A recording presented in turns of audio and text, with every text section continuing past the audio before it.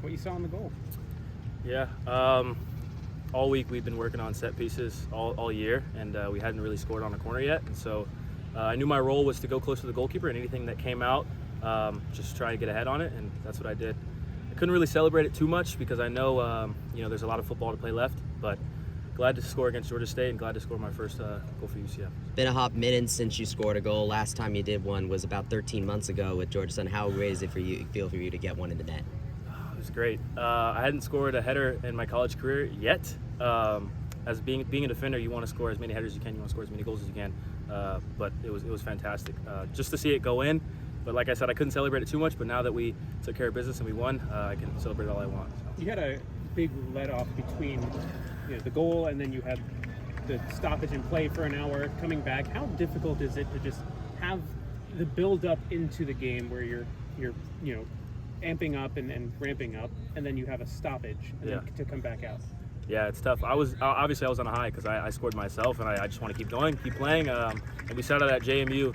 After JMU, that next game we're going to go out against Georgia State and we're going to win. So we wanted just to play, and as soon as we scored, we wanted just to keep playing and put the knife in them. But we had to stop, and so we have to just reassess, understand that with weather and stuff, sometimes it happens, but keep our foot on the gas and come back out regardless of what happens. So. You and the back line all played a full 90 minutes today. What is it about this group of defenders that has really clicked? We're all from different places, different parts of the world, but just from being in the summer, we all clicked, not only as a back four and the goalkeeper, but the whole team. But we all know our strengths, we all know our weaknesses, and we just work to combat them. You talked about the stoppage in play. What was it like to have to come back, and then you have halftime, and then you have to come back in the second half again to get that game go-ahead goal? It's unfortunate. We've had tons of games this year, just about half of them that are rain delayed and lightning delayed. But we understand that it happens. We live in Florida, especially with a hurricane that just happened. So. We go in there, go in the field house, we do what we have to do, we rest, we recover, and then we come back out. We know we had to win this game, and so we made sure we paid extra attention to our bodies in there, and so we were ready to come back out. How important was it for you to end your winless streak of 3 games? This is super important. I had my family, I had my girlfriend come out. Also, for me personally, it was against Georgia State. I came from Georgia Southern, so it's our rival, so I really did want to beat them. But as a team, we knew that we needed 3 points on the board in this tough conference, and so we were so happy that we got the result. And Ando, brilliant goal, but everybody from the staff to the bench to the players on the field, everybody bought in, and we got the result. What was the biggest difference between your guys' last match against James Madison versus this one?